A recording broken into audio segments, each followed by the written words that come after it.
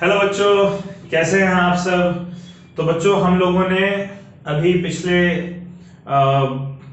3 lectures में हमने torque, angular momentum, एक सिंगल पार्टिकल के लिए, सिस्टम ऑफ पार्टिकल के लिए पढ़ा है, और टॉर्क और एंगुलर मोमेंटम के बीच में हमने एक रिलेशन भी फाइंड किया है। ठीक है, कि torque is equals to time rate of change in angular momentum. Law of conservation of angular momentum को भी हमने स्टडी किया है।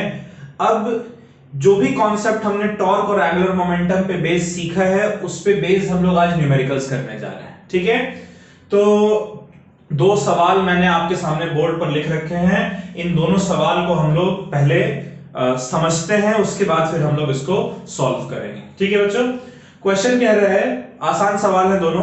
क्वेश्चन कह रहा है find torque of force 7i cap minus 3j cap minus 5k cap about origin which acts on a particle whose position vector is this much, i cap plus j cap minus k cap। यानी समझने वाली बात है कि एक particle आपको दे रखा है, एक पार्टिकल आपको दे रखा है, उस पार्टिकल के ऊपर इतना फोर्स लग रहा है बच्चों, है ना।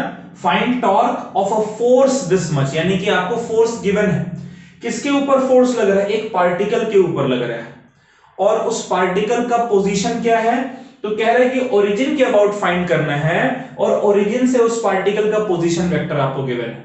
तो आपको गिवन क्या क्या है, पहले तो ये हम लोग समझ लेते हैं। एक तो हमें बच्चों गिवन है कि फोर्स वेक्टर हमें गिवन है, राइट। कितना गिवन है? 7i cap minus 3j cap minus 5k cap, right. इतना फोर्स हम लोगों को गिवन है, और पोजीशन वेक्टर उस पार्टिकल में गिवन है, यानी आर वेक्टर आपको गिवन है i cap plus j cap minus k cap. ठीक है, आपको इस ऑब्जेक्ट के फोर्स वेक्टर के बारे में इंफॉर्मेशन गिवन है, आपको पोजीशन वेक्टर भी गिवन है बच्चों, और आपसे कह रहे हैं कि टॉर्क निकालो। तो जाहिर सी बात है, अगर हम उस रिजिड बॉडी को फिक्स कर देंगे और किसी पार्टिकल जो किसी पोजीशन पर है उस पर फोर्स लगाएंगे, तो उसके ऊपर एक टॉर्क एक्सपीरियंस होगा। आपको फाइंड करना है वही टॉर्क। कौन सा? क्या फाइंड करना है आपको? आपको टॉर्क फाइंड करना है। तो बच्चों देखिए, टॉर्क का फॉर्मूला आप लोगों को पता है। क्या फॉर्मूला है टॉर्क का? फॉर्मूला होता है टॉर्क का, tau vector is equals to F vector cross R vector, right. तो F vector cross R vector हम लोगों को निकालना है। इसके लिए हम लोगों ने एक फॉर्मूला फाइंड कर रखा है, आई कैप जे कैप के कैप। ये हमने डिस्कस किया था बच्चों, ठीक है। फिर हम लिखते हैं, सॉरी ये उल्टा लिख दिया मैंने, r vector cross f vector होता है। ठीक है, ये मिस्टेक नहीं करना हम लोगों को। टॉर्क होता है r vector cross f vector. Are vector हमारा कितना है? आई कैप के साथ है 1, जे कैप के साथ भी 1, के कैप के साथ -1, और फोर्स वेक्टर है आई कैप के साथ 7, जे कैप के साथ -3 और के कैप के साथ -5।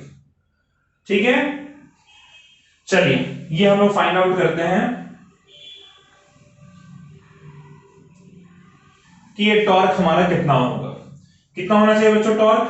देखिए, टॉर्क सबसे पहले आप आई कैप निकालेंगे।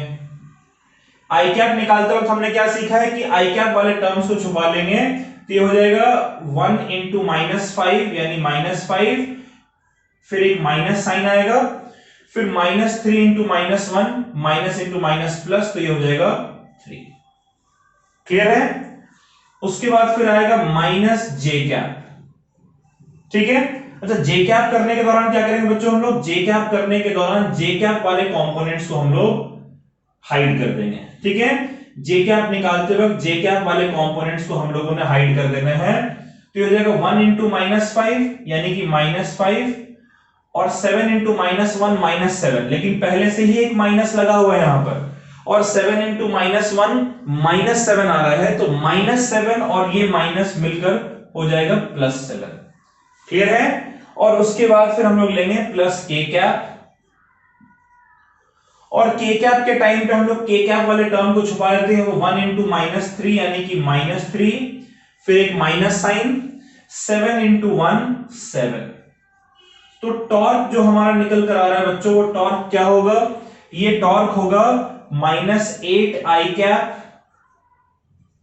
और ये हो जाएगा -5 + 7 यानी +2 और ये माइनस है तो -2 j कैप, और ये हो जाएगा -10 k कैप। ठीक है, और ये जो टॉर्क वेक्टर है बच्चों, ये F वेक्टर और R वेक्टर जिस प्लेन में लाई कर रहा है उसके परपेंडिकुलर डायरेक्शन में लाई करेगा। क्लियर है? चलिए हमारा आंसर निकल कर आ गया। ठीक है, अब नेक्स्ट हम लोग क्वेश्चन नंबर 2 सॉल्व करते हैं। क्वेश्चन नंबर 2 देखिए यहां पर जो है वो है determine angular momentum of car. आपको क्या करना है, एक कार का एंगुलर मोमेंटम आपको डिटरमाइन करना है। अच्छा, कार का एंगुलर मोमेंटम डिटरमाइन करना, इसका मतलब पक्की बात है कि वो कार एक रोटेशनल मोशन में होगा। अच्छा, कार के एक्सेस को तो फिक्स हम लोग नहीं करेंगे, कार कैसे रोटेशनल मोशन में होगा, तो भाई पक्का कार जो है वो एक सर्कुलर पाथ में मूव कर रहा होगा। ठीक है, चलिए सवाल देखते हैं। कह रहा है कि determine the angular momentum of car of mass 1500 kg। Car का मास कितना है, 1500 kg, moving in a circular track. और कार कैसे मूव कर रहा है, एक सर्कुलर ट्रैक में मूव कर रहा है। तो ये सपोज करिए कि सर्कुलर ट्रैक है। ठीक है, इस सर्कुलर ट्रैक का सेंटर मान लीजिए ये है, और कह रहा है कि एक कार है, यहां पर इस तरीके से मान लेते हैं कि ये एक कार है। इस कार का आपको मास गिवन है 1500 kg। ठीक है, क्या क्या गिवन है हम लोग लिखते चलते हैं। हमें गिवन है mass of car 1500 kg, right. कह रहा है determine angular momentum of car of mass 1500 kg moving in a circular track of radius 50 metre. इस सर्कुलर ट्रैक का जो रेडियस है बच्चों वो कितना है, 50 मीटर के बराबर है। कितना कितना है, 50 मीटर के बराबर है। ठीक है, with a speed of 40 metre पर सेकेंड, और इसका जो स्पीड है वो कितना है, v कहते हैं अगर हम उसे, तो ये 40 मीटर पर सेकेंड के स्पीड से मूव कर रहे हैं। Are you getting my point? ठीक है, क्वेश्चन कह रहा है कि आपको एंगुलर मोमेंटम डिटरमाइन करना है। What do you have to find, you have to find angular momentum. ठीक है, you have to find angular momentum, यानी एल वेक्टर आप लोगों ने फाइंड करना है। और एंगुलर मोमेंटम का फॉर्मूला क्या है, एंगुलर मोमेंटम का फॉर्मूला है L vector is equals to r vector cross t vector. यही होता है, या आप इसको लिख सकते हैं m times r vector cross v vector, लिख सकते हैं ऐसा। p क्या है, mv के बराबर, m स्केलर क्वांटिटी इसलिए बाहर ले लिया और v को यहीं पर रखा है। ठीक है, तो अगर मैग्नीट्यूड के टर्म्स में हम बात करें तो L हमारा हो जाएगा equals to mv into R into sine theta होगा। भाई m v r cross v क्या हो जाएगा, r into v into sine theta, या v into r into sine theta, एक ही बात है। अब डिटरमाइन करना है कि एंगल थीटा क्या होगा। थीटा क्या है बच्चों, r और v के बीच का एंगल। और देखिए जब एक कार या कोई भी ऑब्जेक्ट जब सर्कुलर मोशन में होता है तब उसकी वेलोसिटी होती है टेंजेंट के अलोंग हर पॉइंट पर। तो हर पॉइंट पर वेलोसिटी टेंजेंट के अलोंग या स्पीड टेंजेंट के अलोंग, ठीक है, वेलोसिटी टेंजेंट के अलोंग, और जो पोजीशन वेक्टर है उस पॉइंट का ओरिजिन से वो रेडियस के अलोंग। तो इनके बीच में एंगल कितना हो जाएगा, 90 डिग्री का एंगल बनेगा। तो थीटा यहां पर 90 डिग्री बन रहा है। कितना बन रहा है बच्चों, theta is equals to 90 degree. और थीटा जब 90 डिग्री बनता है, साइन 90 क्या होता है, 1। तो इसीलिए ये आ जाएगा आपका m की जगह कितना लिख देंगे, 1500, v की जगह 40, r की जगह 50 इंटू साइन थीटा की जगह 1। देखिए 15 इंटू 4 हो गया 60, और 60 इंटू 5 हो गया 300 और 1 2 3 4 जीरो और है, 1 2 3 4। ठीक है, ये कितना आ जाएगा बच्चों हमारा, ये हमारा आ जाएगा 3 into 10 raise to the power 6। और मोमेंटम का ऐसा यूनिट क्या होता है, मास इंटू वेलोसिटी है, तो केजी मीटर पर सेकेंड। और जो पोजीशन वेक्टर है ये क्या बताता है, पोजीशन बताता है, ये भी मीटर होता है। तो ये हो जाएगा केजी, मोमेंटम का हो जाएगा केजी मीटर पर सेकेंड। और जो आर वेक्टर है ये भी पोजीशन बता रहा है, इसका भी कुछ ना कुछ पोजीशन वेक्टर जो मीटर्स में ही होगा, तो केजी मीटर स्क्वायर पर सेकेंड। और डायरेक्शन क्या होना चाहिए, डायरेक्शन इसका होना चाहिए perpendicular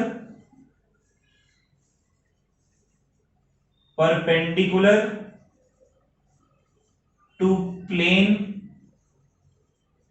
of R vector and V vector. ठीक है, ये आपका एल वेक्टर निकलकर आ गया। Alright, perpendicular to the plane of R vector and V vector. Are vector और वी वेक्टर जिस प्लेन में लाई कर रहा है उसके परपेंडिकुलर। अगर यहां पर आप देखें तो आप आर अपने राइट हैंड को आर से वी की तरफ मूव करिए तो आउटवर्ड है, लेकिन आप डायरेक्टली आउटवर्ड लिखना चाहे तो लिख सकते हैं, लेकिन हम यहां बच रहे हैं उसको लिखने से, क्योंकि क्वेश्चन में तो मेंशन नहीं कर रखा है कि ये क्लॉकवाइज मूव कर रहा है कि एंटी क्लॉकवाइज, हमने तो खुद से ही ले लिया है। ठीक है, तो perpendicular to the plane of R vector and V vector. ठीक है बच्चों, चलिए ये दो सवाल आप लोग नोट कर लीजिए, उसके बाद फिर आगे के सवाल हम लोग देखते हैं।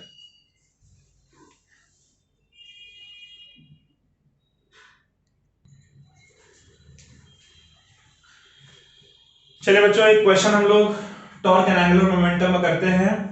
ठीक है, क्वेश्चन लिखा हुआ है, समझते पहले इस क्वेश्चन को, उसके बाद सॉल्व करेंगे। क्वेश्चन कह रहा है an electron of mass 9.1 into 10 raised to the power minus 31 kg revolves in a circle of radius 0.53 angstrom around nucleus with velocity 2.2 into 10 raised to the power 6 meter per second। यानी एक electron है जिसका मास इतना given है, कह रहा है कि ये एक सर्कुलर पाथ में है, जिस सर्कुलर पाथ का रेडियस इतना है उस सर्कुलर पाथ में न्यूक्लियस के अराउंड रिवॉल्व कर रहा है। इलेक्ट्रॉन कहां रिवॉल्व करता है, न्यूक्लियस के अराउंड। ठीक है, कितनी वेलोसिटी से, 2.2 into 10 raised to the power 6 metre पर सेकंड की वेलोसिटी से रिवॉल्व कर रहा है। कह रहा है show that angular momentum of electron is equal to h by 2 pi where h is equals to 6.6 into 10 raised to minus 34। यानी आपको एंगुलर मोमेंटम कैलकुलेट करना है, आपको शो करना है कि वो h by 2 pi के बराबर है, जहां h की वैल्यू आपको गिवन है। ठीक है, और फिर कह रहा है कि यहां h जो है बच्चों वो प्लैंक्स कांस्टेंट होते हैं, आप लोग 12th में पढ़ेंगे जब आप लोग dual nature of matter and radiation एक चैप्टर है उसमें जब पढ़ेंगे तब वहां हम लोग इसको सीखेंगे। ठीक है, तो चलिए न्यूमेरिकल करते हैं हम लोग इसका। ठीक है, कह रहा है एक इलेक्ट्रॉन है, इसका कुछ मास है, ये एक सर्कुलर पाथ में मूव कर रहा है किसी वेलोसिटी के साथ। तो ऑब्वियसली जब वो सर्कुलर पाथ में मूव करे, कोई भी पार्टिकल अगर सर्कुलर पाथ में रिवॉल्व करता है तो उसके साथ एसोसिएटेड एक एंगुलर मोमेंटम होते हैं, तो आप लोग समझते हैं, उसी एंगुलर मोमेंटम को हम लोगों को कैलकुलेट करना है। तो पहले लिख लेते, क्या गिवन है लिख लेते हैं बच्चों। हमें गिवन है,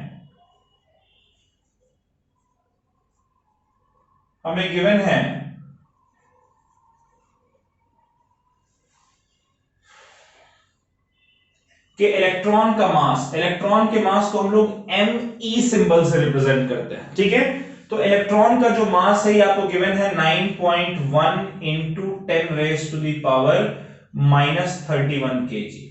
ठीक है, कह रहा है ये रिवॉल्व कर रहा है एक सर्कल में जिस सर्कल का रेडियस है 0.53 एंगस्ट्रॉम, 0.53 एंगस्ट्रॉम।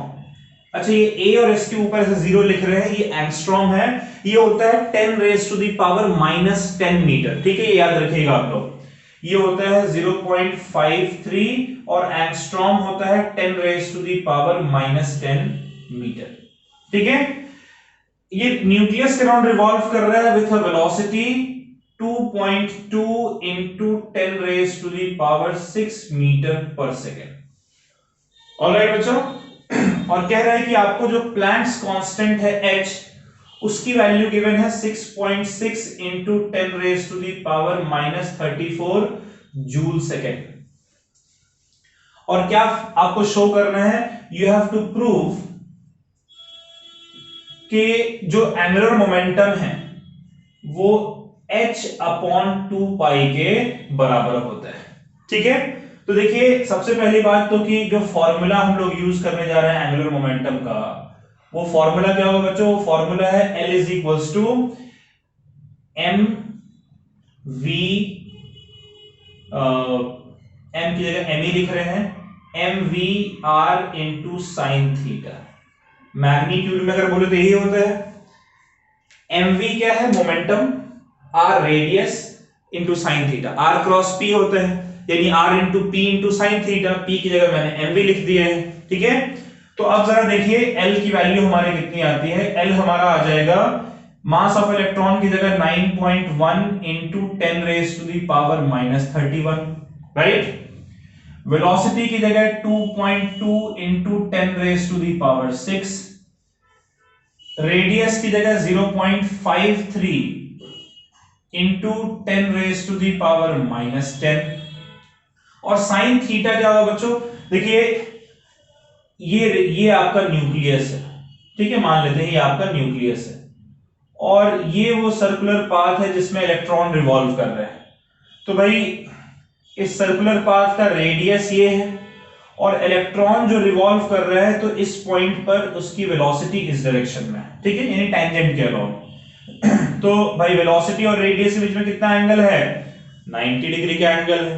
तो थीटा यहां पर कितना है? थीटा यहां पर 90 डिग्री के बराबर है, इसीलिए साइन थीटा जो है बच्चों वो साइन 91 के बराबर आ जा रहा है। ठीक है, तो साइन थीटा हमारा कितना हो गया? 1, उसको हटा दीजिए, इंटू 1 लिख देते हैं।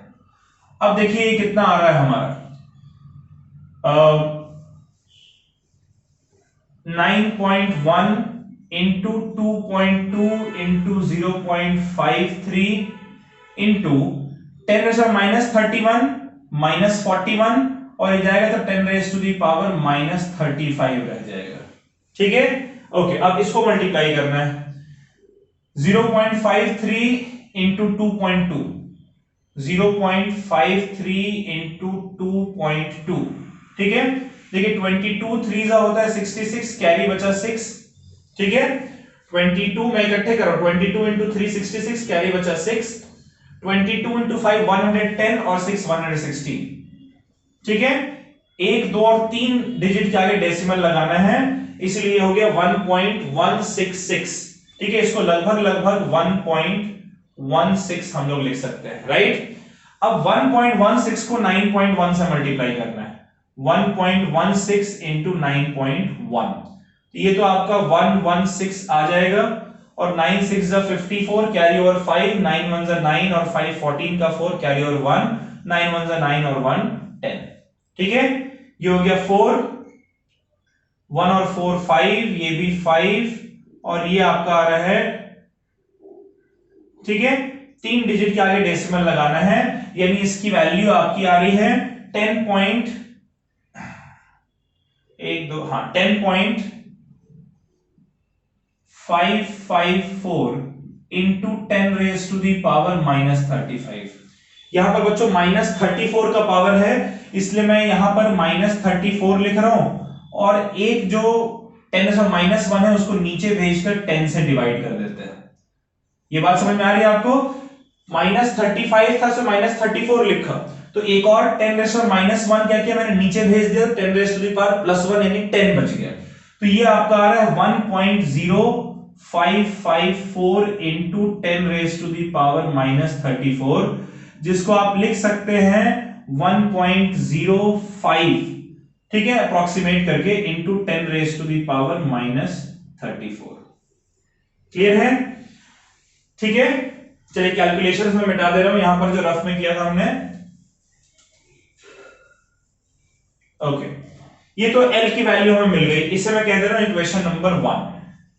अब नेक्स्ट हमें फाइंड करना है h/2π की वैल्यू, ठीक है। नेक्स्ट हमें क्या फाइंड करना है, ये पहला हमने L फाइंड कर लिया, अब हमें फाइंड करना है h/2π। h की वैल्यू कितनी है? 6.6 into 10 raise to the power -34 divided by 2 into 3.14, ठीक है, यानी ये हो जाएगा आपका 6.6 divided by 6.28 into 10 raise to the power -34, ठीक है बच्चों। अब इसको डिवाइड करके देख लेते हैं। 6.28 6.6 से डिवाइड करिएगा तो ये जाएगा 1 टाइम्स 6.28, ठीक है। बचेगा कितना आपको? ये 6.60 है, तो 6.60 और ये बच्चों 6.28 है, ठीक है, इसको 1 से डिवाइड करिएगा 6.28, बचा कितना आपका 0.32, राइट। एक जीरो यहां लगा देते हैं। अब बताइए कि अगर आप डेसिमल लगा देते हैं, जीरो यहां पर लगा देते हैं, अभी फिलहाल इसको हटा देते हैं, ठीक है,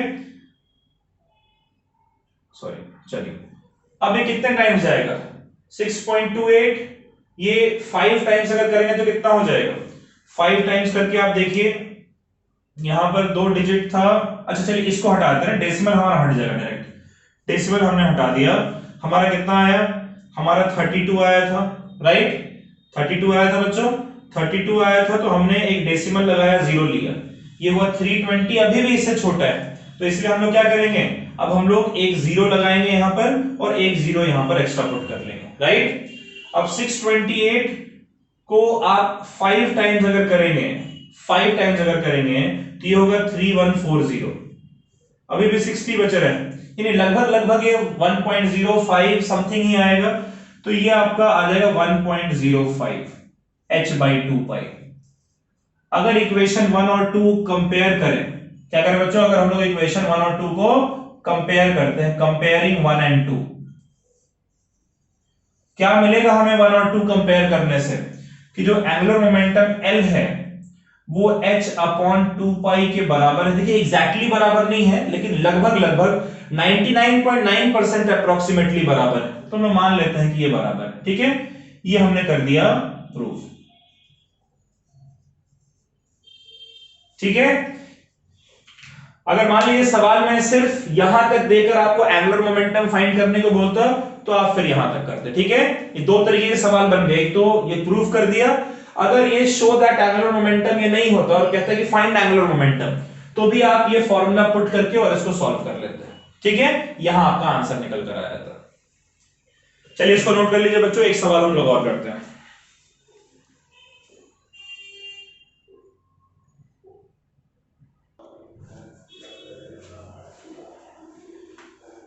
चलिए बच्चों ये एक सवाल देखते हैं, ये बहुत बढ़िया क्वेश्चन है, ठीक है। ये क्वेश्चन कह रहा है, पहले क्वेश्चन समझते हैं उसके बाद सॉल्व करेंगे, ठीक है। तो क्वेश्चन कह रहा है कि a particle of mass m is released from point P, ये P पॉइंट है, ठीक है।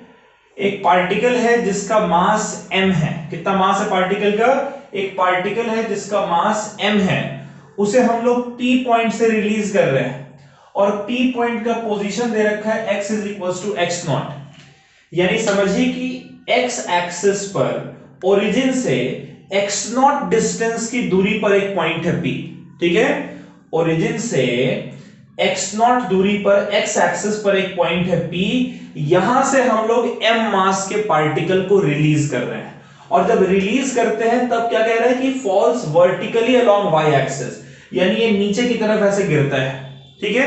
कुछ समय के बाद ये पार्टिकल जो है जब Q पॉइंट पर होता है, कुछ टाइम लगेगा ना इसे यहां पहुंचने में, सपोज कर ले कि T टाइम लग रहा है, तो जब ये Q पॉइंट पर पहुंचता है तो कह रहा है कि find the torque on particle at point Q।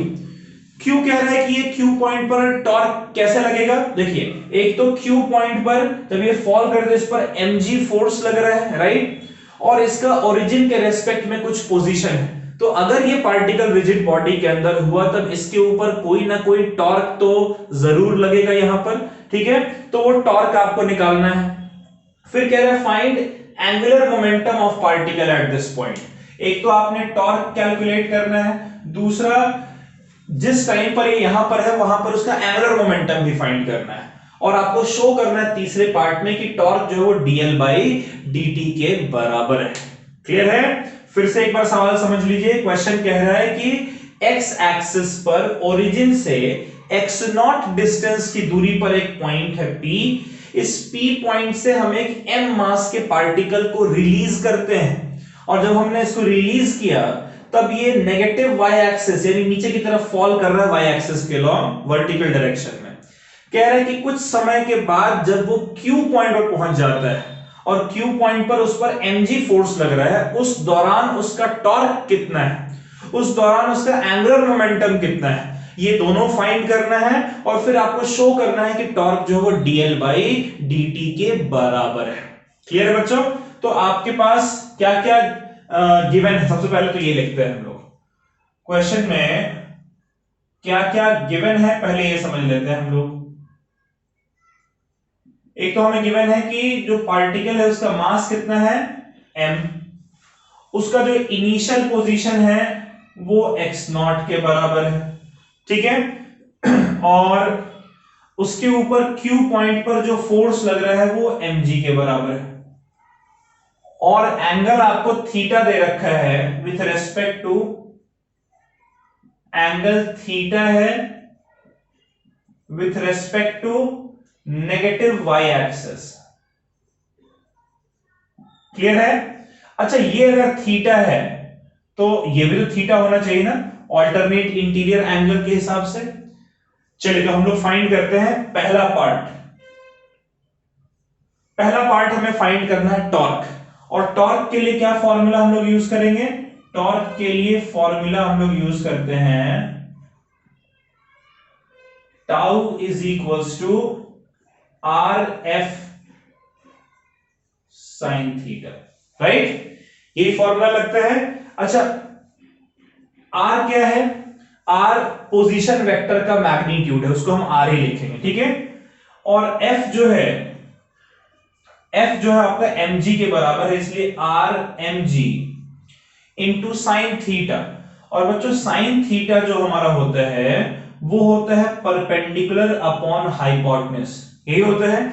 अच्छा, इस ट्रायंगल में अगर देखें तो थीटा के अपोजिट वाला होगा परपेंडिकुलर यानी कि x0, और हाइपोटेन्यूज क्या होता है? जो परपेंडिकुलर होता है उसके अपोजिट वाला यानी कि r होगा। तो क्या साइन थीटा की जगह हम लोग x0 अपॉन r लिख सकते हैं? तो इसकी जगह हम लोग लिखेंगे इंटू x0 अपॉन r। यहां ये इंटू जो है वो क्रॉस नहीं है, मल्टीप्लीकेशन। अच्छा, r से r कैंसिल आउट हो जाएगा, और टॉर्क का जो मैग्नीट्यूड है वो आपका हो जाएगा mg इंटू x0 होगा बच्चों, mg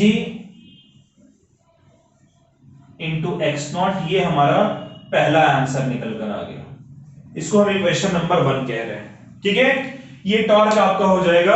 और अगर आप निकालना चाहें फोर्स तो r वेक्टर से mg की तरफ, देखिए r वेक्टर है इधर और mg है इधर, तो पहले r वेक्टर से mg की तरफ फिंगर कर्ल करेंगे तो आपका जो थंब है वो अंदर की तरफ पॉइंट करेगा। डायरेक्शन वैसे आपसे पूछा नहीं है, लेकिन पूछता तो आप लिख सकते थे टुवर्ड्स इनवर्ड।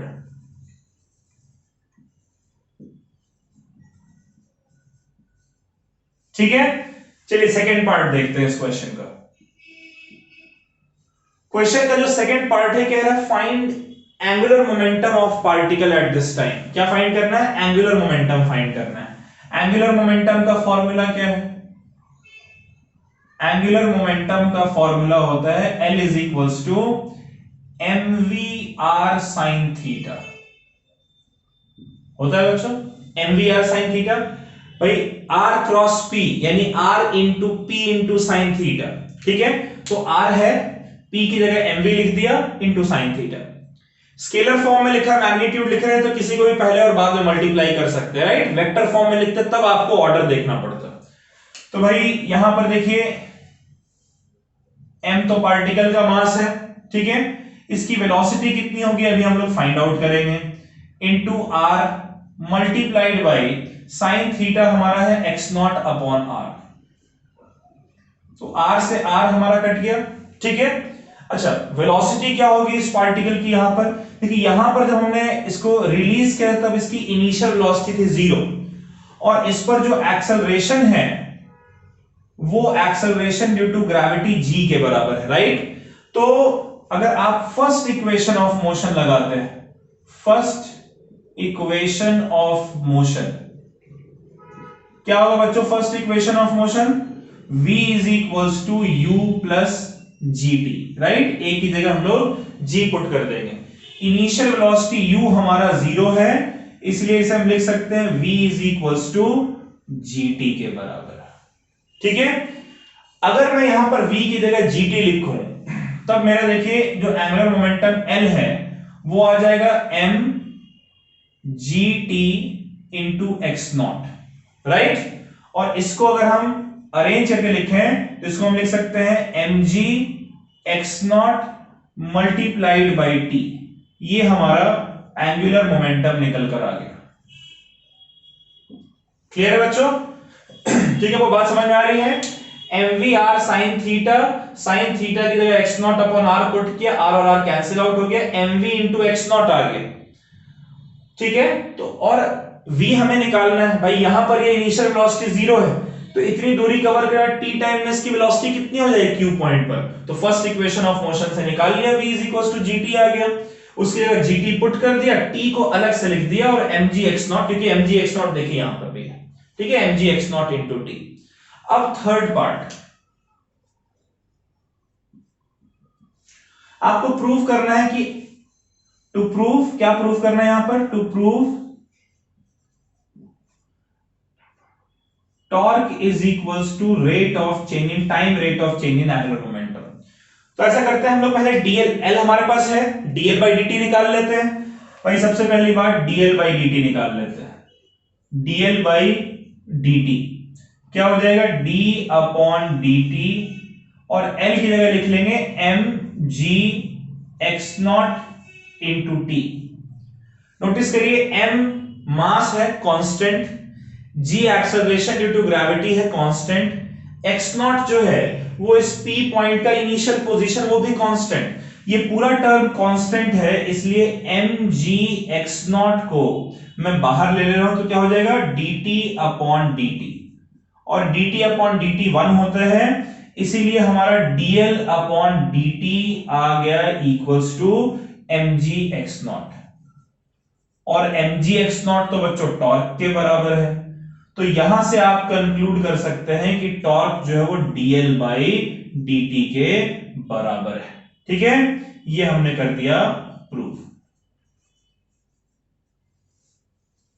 क्लियर है? लॉजिक समझ पा रहे हैं आप लोग? चलिए इसको बच्चों आप लोग नोट कर लीजिए। आज हम लोग अपने लेक्चर को यहीं पर समाप्त कर रहे हैं। जो अगला लेक्चर हमारा होगा उसमें हम एक नया टॉपिक स्टार्ट करेंगे। ठीक है, और यहां तक जो हमने पढ़ा है इसको आई होप कि आप लोगों को अच्छे समझ में आया है, और आप लोग अपने एंड से थ्योरी को बहुत अच्छे से पढ़ रहे हैं और साथ ही साथ न्यूमेरिकल्स भी कर रहे हैं। ठीक है, इसके न्यूमेरिकल्स जो आज मैंने कराए हैं आपको, इसके आगे आपको भी बहुत सारे न्यूमेरिकल्स अपने एंड से करने हैं। ठीक है, चलिए बच्चों, bye bye, take care, stay safe, और पढ़ाई जरूर करिएगा। थ्योरी पहले बिल्कुल अच्छे से पढ़ लीजिएगा, फिर जितने ज्यादा न्यूमेरिकल्स हो सके सॉल्व करिएगा। ठीक है, चलिए बच्चों, बाय बाय।